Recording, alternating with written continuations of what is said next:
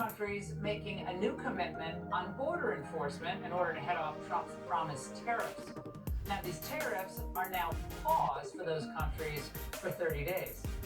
Mexico is sending 10,000 troops to help secure the U.S. border. And according to President Trump, Canada is reinforcing its own border by deploying helicopters, new technology, and more manpower.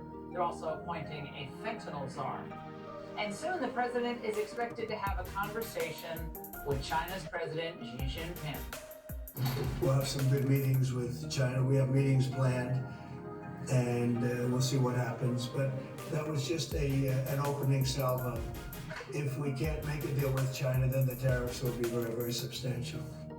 Well, China's tariffs are up to 10%, Mexico and Canada are 25%, and the China tariffs are set to go into effect in just a few hours, right after midnight.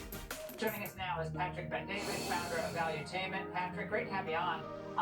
So Mexico and Canada, after all this hot air, like, oh, you can't do this, we're going to trade war, they basically just gave up the ghost on this.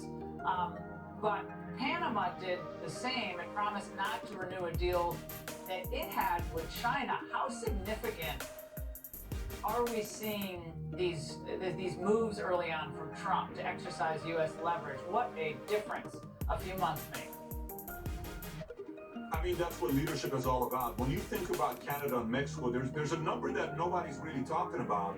And here's what it is. U.S., out of our GDP that we have, we spend 3.4% of it on our military. Our military expenditure is the highest in the world. So we spend around $950 billion, give or take, on military expenditure.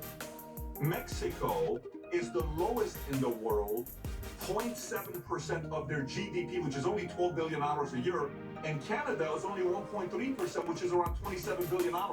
Why am I sharing this number with you? They don't need to spend it because they have America that's so powerful that who the hell is waking up thinking about attacking Canada or Mexico? So here's my opinion. I think this 25% that they're wanting to remove, I think it needs to stay because we're providing you protection, we're providing you safety. There's a reason your military is not that strong. You're using that money to invest into other areas. Why are we doing that? If we're doing that to provide safety to you, I think America should at least have a 25% tax tariff, if you want to call it, regardless of whatever happens, simply for the protection President Trump and the U.S. provides Mexico and Canada. Yeah, I'm not too impressed with the Canadian Absolutely response. right. Frankly, I mean, the fentanyl czar, I don't know what that's going to do. And I guess we'll have a few helicopters flying at the border. I mean, it's not nothing, but they were going to get slapped with 25% tariffs, and now those are gone for at least 30 days. I'm not sure what's going to happen in 30 days. Maybe some other concessions, but I think President Trump saw a huge negative reaction to this, as I know you predicted, I predicted, from Wall Street, from the markets, from all the establishment types. Do you think he reacted to that? Or maybe some of his advisors said, whoa, we gotta rethink this? I think President Trump is a guy that, in my opinion, likes to ask people, what do you think behind closed doors? But at the end of the day, he's a strategist. He's thinking 5, 10, 15 moves ahead.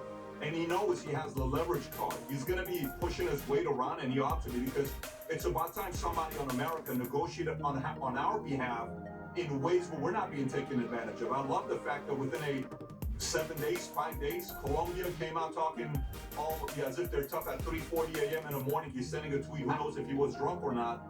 Then you have Panama coming out. Now you got Canada. Then you got Mexico. And then today Zelensky is talking about the fact that we only got $77 billion. And President Trump is saying, hey, we're going to need some of those minerals if you want to exchange for the money. What he's doing is he's negotiating. And this is a beautiful thing when you have somebody that comes from 50 years on free enterprise, free market. Everything is negotiation.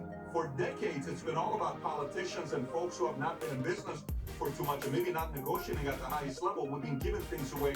I'm ecstatic to see our president negotiate on behalf of you and I, as well as our kids. Yeah, he's talking about mineral rights on federal lands, too, and all the environmentalists are going crazy on that. But he said, look, we have hundreds of thousands of acres, millions of acres of federal lands. We could be making a huge amount of money off of that. I think you'll see the Commerce Secretary, Lutnick, when he's confirmed, you'll see Vance, Interior Department, all of them working to maximize and protect America. But that's what Biden was supposed to be doing. He was working so hard, though. Maybe he was going to get to that, Patrick. He was going to get to that protecting America thing right after the nap. Yeah, I don't think he was going to do that. Listen, I think from day one we knew he was not going to be doing that. But President Trump's put on a great team together. By the way, I foresee him continuing. Some of these ideas he's talking about, green